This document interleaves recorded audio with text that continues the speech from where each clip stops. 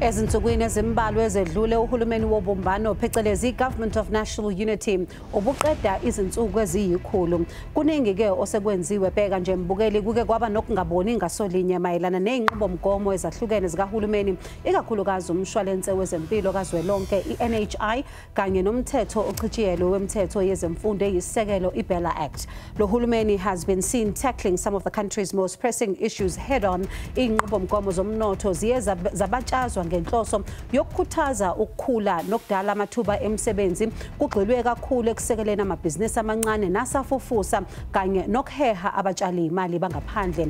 Ohlelweni namuhla mbukeli sidingida kabanzi ngalezi insuku eziyikhulu zohulumeni wobumbano nekusasa lawo. Asekubingeleleke mbukeli sikwamukela ohlelweni Asikhulume Let's Talk. Igama lami ngingubongiwe uMakhumalo waKwaZwane. Khumbula mbukeli ukuthi ungaba ingxenye lolu hlelo ngokushayela ucingo. Inombolo zethu 0117140677 noma 78. Naseinkundleni zokuxhumana siyatholakala mbukeli our X handle @SABC Izindaba. Ku Facebook ke mbukeli ikhasi lethu SABC Izindaba. Ukuze kubelula ke mbukeli ungaqala #Asikhulume #SABC News bese ke ubhala umbuzo noma umbono wakho. Asikhulume.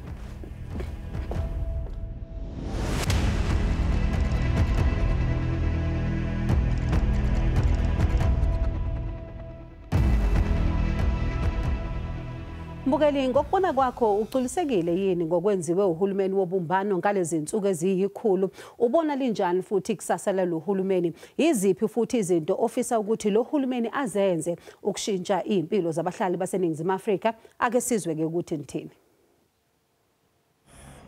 Namsasazi wami angisenalo tu ithemba kulo government webumbano. Somehow benza kahle.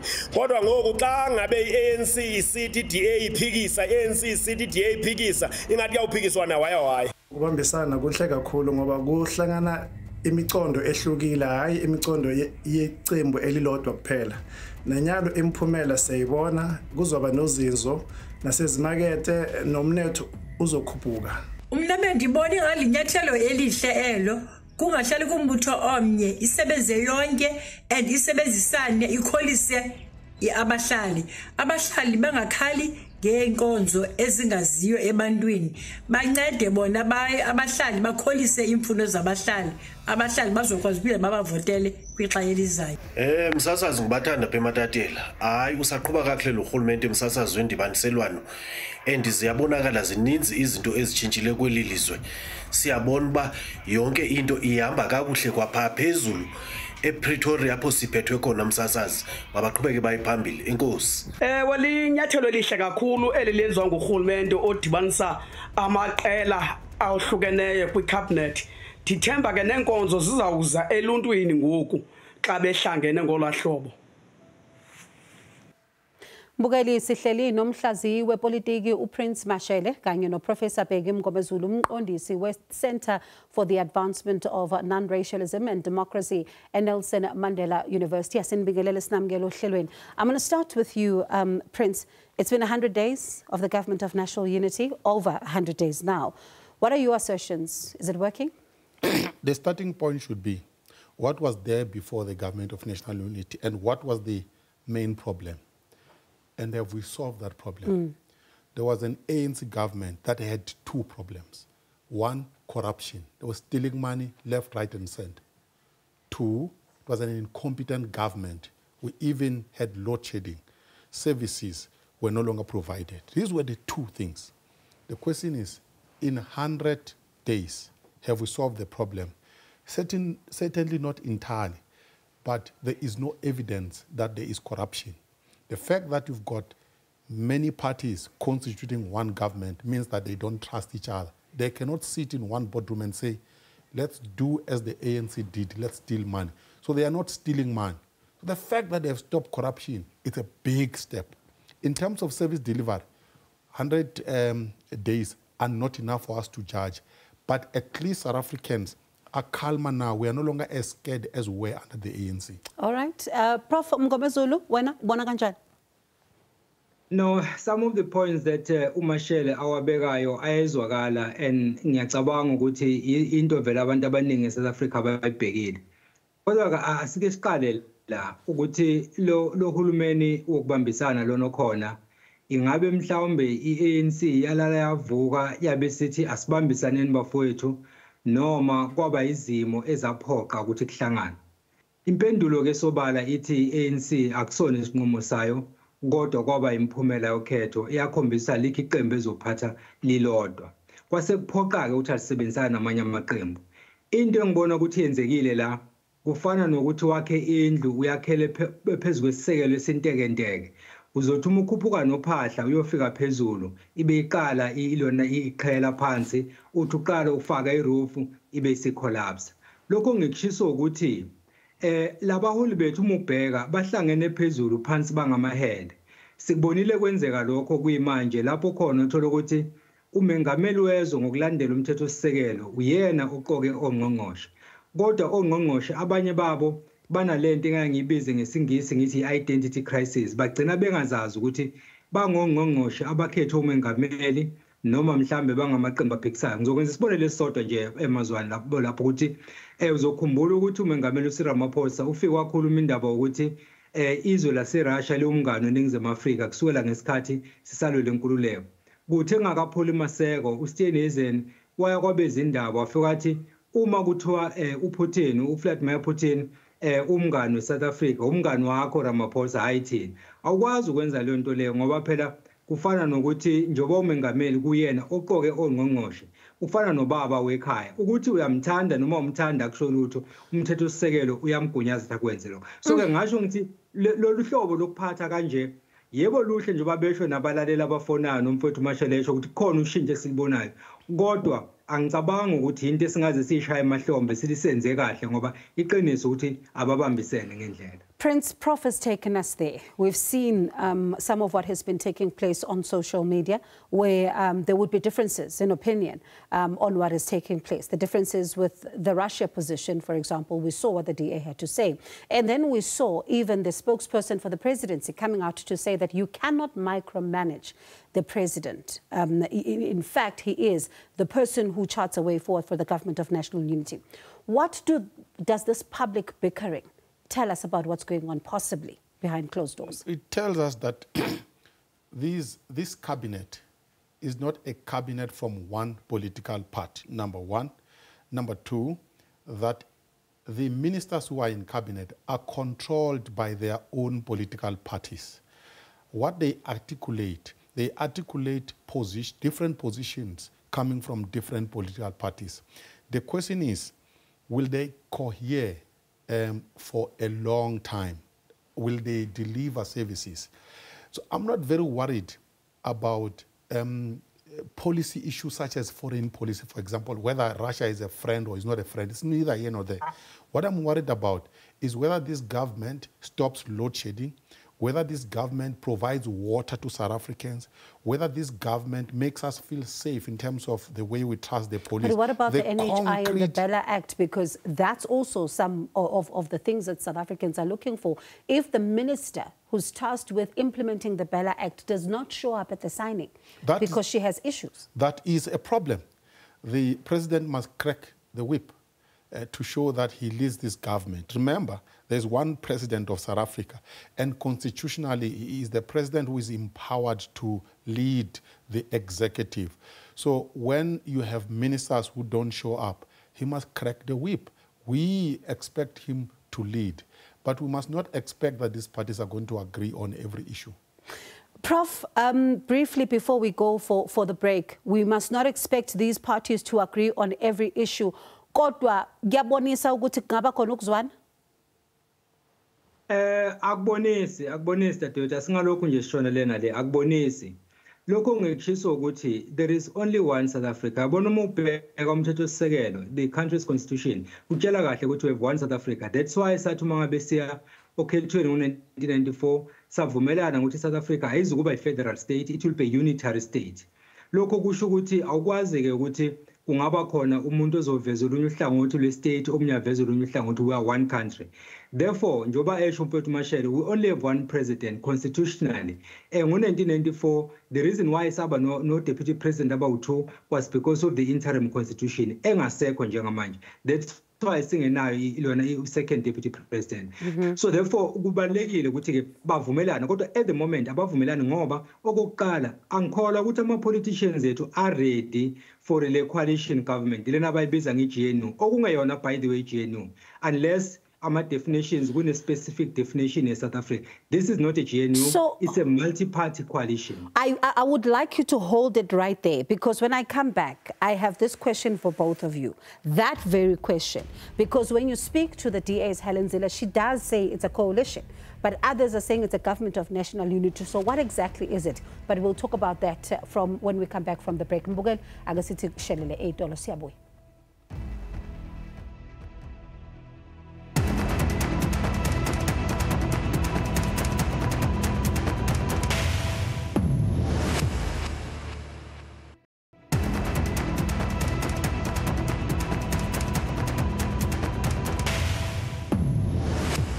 Mbukelisi no Sonwabile sawubona. Sawubona sisi. Ija. Siyaphila baba ungaqhubeka.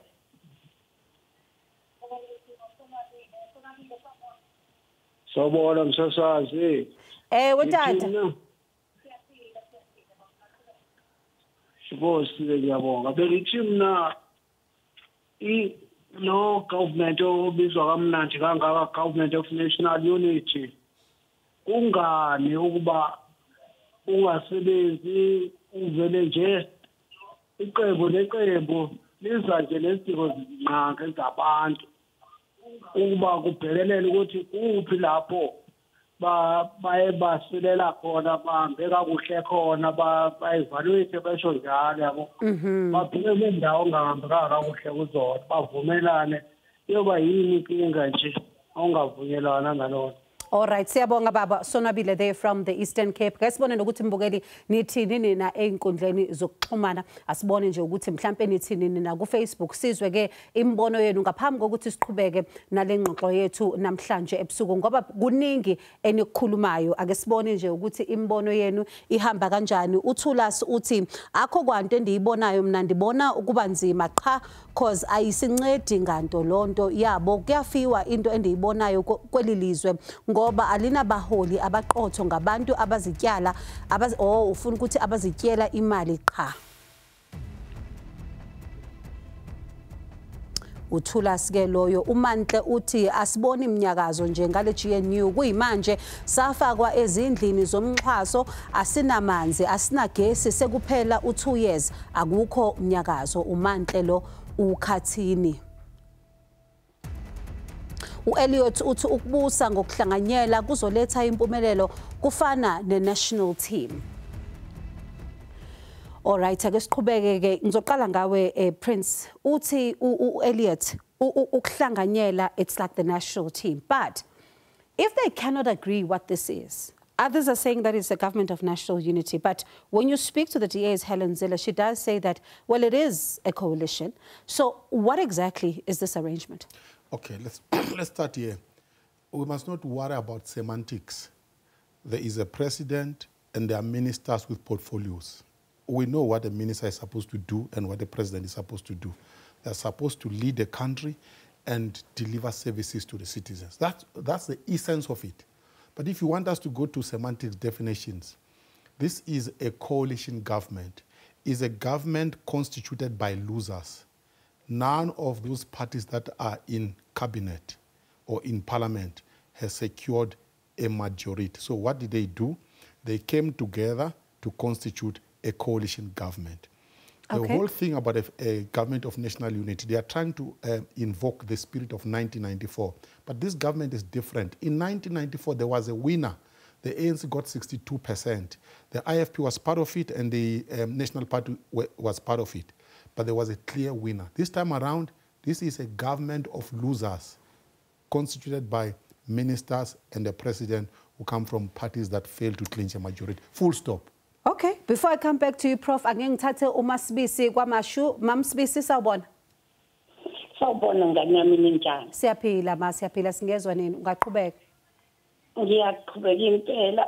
Lokho okukhulumika ngakho inhlelelo umuntu abhekene nazo ugcina ungazi ukuthi lo batuphile abakhuluma ngawo usebenza nini kunezinto ezingenzeki ongazi ukuthi kufuneka kuye kumuphi umnyango angenze naso isibonelo ikho i-court enalento okuthiwa i-morbid yesithupha izinto ziyamanse awazi ukuthi izinto ezibaluleke kangaka makufa imshini ilungiswa nini kwesinye isikhathi uthi uyafonela e-ofisini ndini lelo luyokhala ucingo luze luyimele nje ayikho into elungayo yonke into nje ibheke emuva kunokuthi iyele phambili ngempela ugcina ungazi ukuthi kufuneka uthini wenze njani siyakuzwa masiyabonga inenkinga nje ukuthi kufanele ngabe umntwana uginqe ithupha aziginqeki ayikho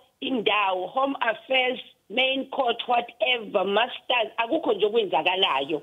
Okay ma ngizocela ukuthi our producers bathathe imininingwane yakho sibone ukuthi mhlambe ngeke sakwazi ukuxhumanisa nalaba okufanele ukuthi bakusize kodwa uMasibisi lo wakwaMashu. Prof, we heard from Prince uthi if you want to focus on semantics you can, it is a coalition, but there are losers as he calls them, and it is a government of losers as he says, but they are there's a president, there are cabinet ministers. Are these semantics not important? They really are important, my sister, because like Mr. Mashele is saying, he's absolutely right. What we had in 1994 is totally different from what we have right now. Ngobi ANC won the elections. This time they only got 40%. We had the DA 21, MK Party 14, the EFF 9, the IFP 3. Some got 0 point something, but they are part of this particular coalition.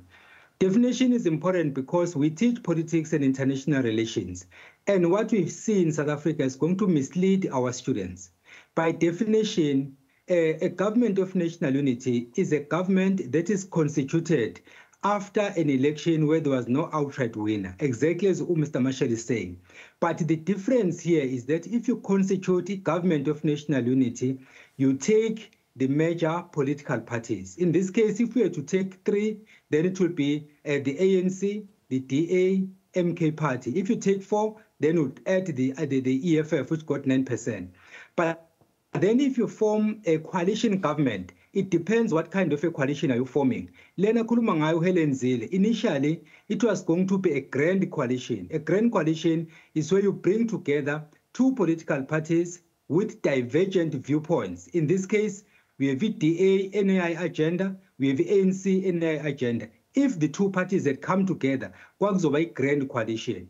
But now, because even our parties are no 0 point something %, they are part of this collective. This is basically a multi-party coalition, but definitely not a GNU. Because how you constitute it will then determine how you then appoint ministers and so on and so forth. That is why DA was making a lot of noise, because belief it's a grand coalition between the ANC and the DA, until ANC had to explain we are bringing others on board. But now ANC abanephutha yayibiza nge-government of national unity, which is what it is not.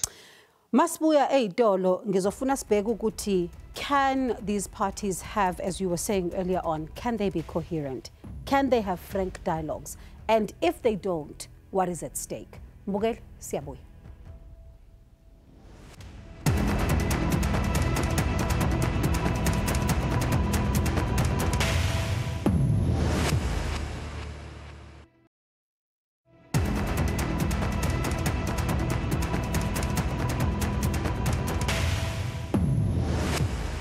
Mbukeli sesiphetha nje ake sithathe uDlamini kwaZulu Natal. Dlamini sawubona kafushane nje.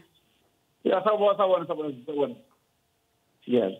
Ungaqhubeka nje kafushane baba. Yeah, ayisabona. Ngibona mina uma sikukhona GNU. Impela nje ngibona into ngibuka nje indaba kwathi petrol, ngibona wehlukile petrol, kanogesi futhi awusaqishi. Le corruption level ukuthi ayiloko ayisibona iyetake manje. Siyabonga kakhulu, siyabonga Dlamini. Prof, let me come to you for your final thoughts then. When it comes to the success of this government of national unity, kuzofanele kube khona ukubambisana, kuzofanele kube khona ukuthi batshelana amaqiniso, kube khona ukusebenzisana. Uyakubona lokho kuba khona?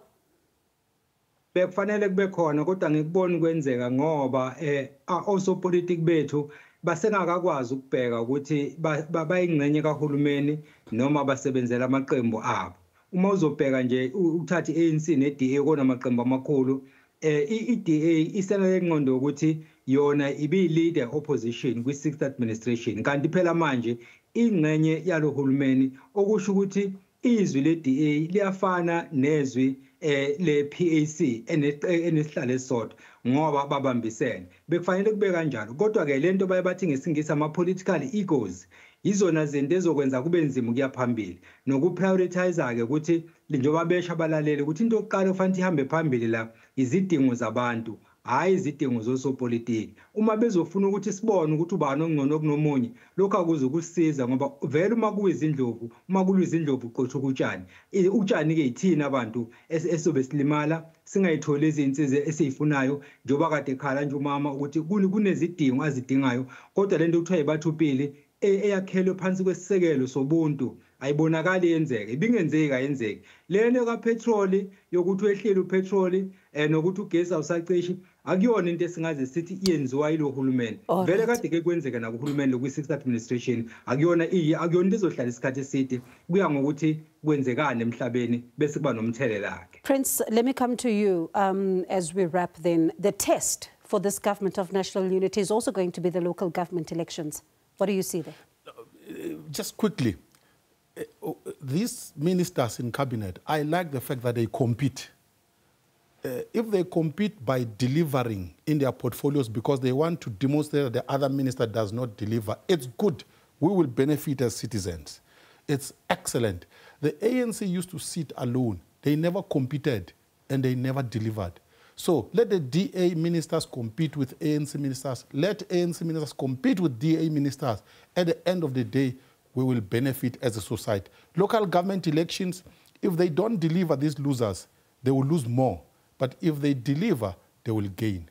An interesting way to end the show there. Mbukeli, sesifike emaphethelweni ohlelo asibonge ukuthi uhlanganyele kanye nathi nehambeli zethu umhlaziyi wepolitiki uPrince Mashele kanye noProfessor Bheki Mngomezulu umqondisi weCenter for the Advancement of Non-Racialism and Democracy eNelson Mandela University. Asethembeke mbukeli ukuthi izoqhubeka ingxoxo ezinkundleni zethu zokuxhumana.